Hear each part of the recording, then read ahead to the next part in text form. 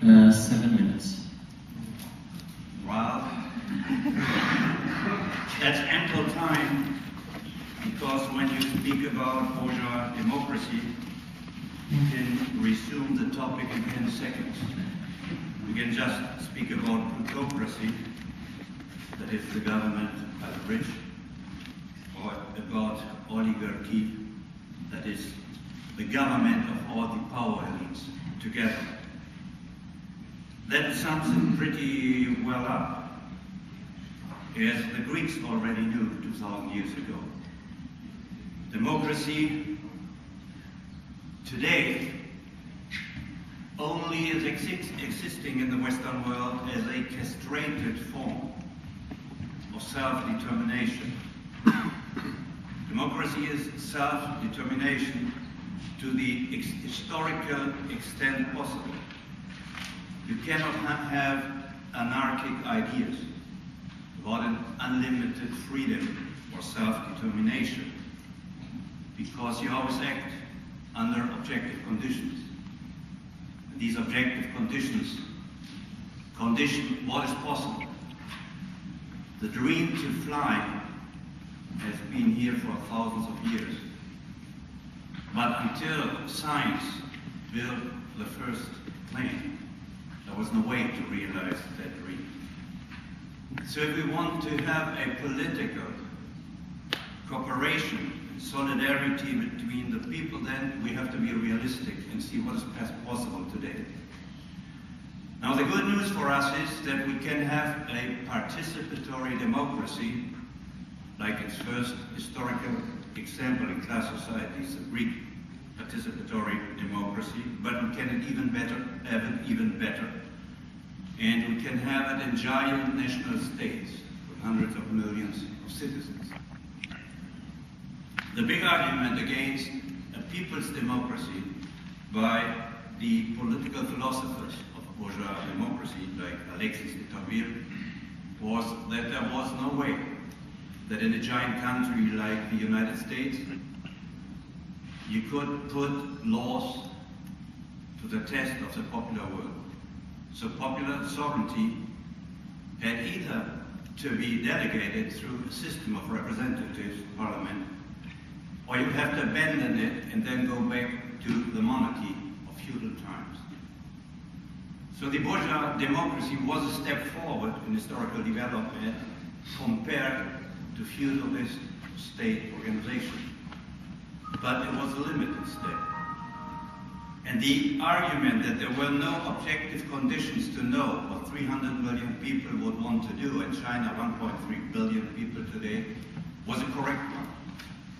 Or something like to say, yeah, we want to fly like Icarus, but unless we have a plane, we will crash. So there was some truth in it, as there was some truth in the neoliberal argument, which was part of my speech, direct democracy and non-monetary equivalence economy, as there was some truth in the neoliberal argument in the 1920s when they said, Ludwig von Mises, the Austrian School of Economics, we have sympathy what Comrade Lenin wants to do in the Soviet Union. We agree upon the objective that everybody shall benefit from economic development, but the idea that a communist party or a central committee can plan an economy in a gigantic country like the Soviet Union in a better way than the market, that is preposterous.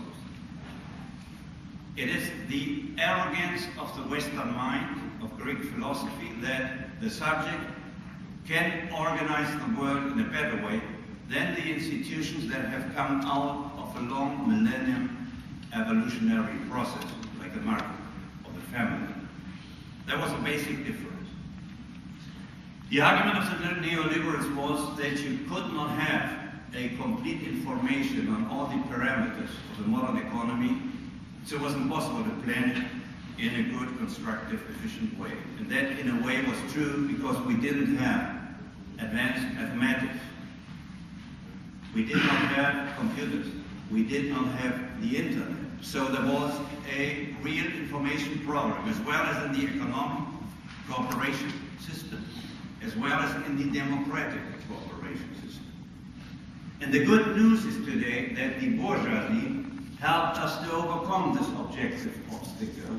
So today, a planned economy would be more efficient in times of coordination of macroeconomic parameters than the market is. So the old argument by the neoliberals during 70 years was correct in a way.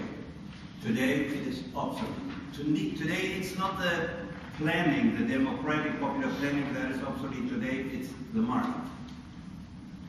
Something similar you can say about democracy. You can understand democracy from a scientific point of view as the property, as an emerging property of a dynamic, complex social system.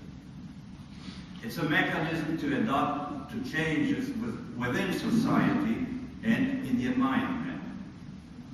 Because the complexity of government which you need to be successful depends on the complexity of the system you have to govern. So in a feudal society, it was very easy to control and exploit and dominate society. Today that's very different because we are 7 billion people now with a strong interaction between the nationalities, ethnicities and so on. And you need to have a different government system.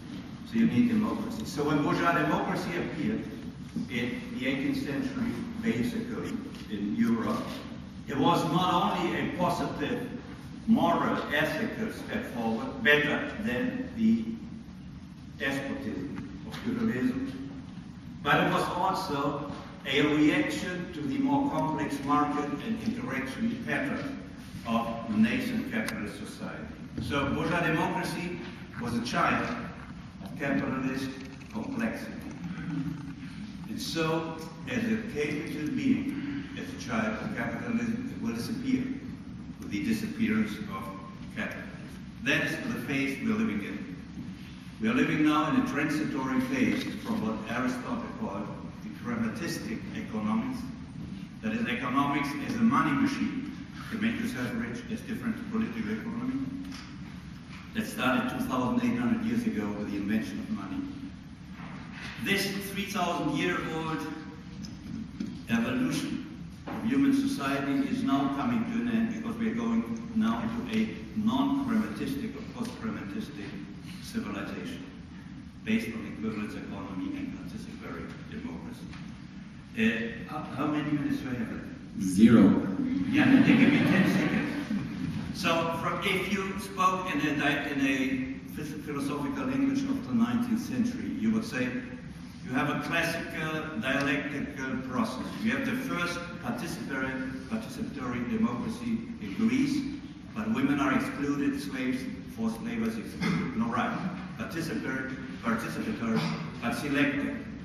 The next step is a representative universal democracy by the bourgeoisie, but you don't have any real incidence over the process. And the third step, so there was the negation of the Greek democracy, and now the negation of the bourgeois democracy, which is the castrated form of advancement. Now, this new step is participatory democracy. And the objective evolution of society goes in that direction, unless, of course, the bourgeoisie creates a nuclear holocaust. Then only the cockroaches would be left to say, look, like that stupid Homo sapiens, he thought he was good intelligent, and now we are left, the only ones left to rule the world. Thank you.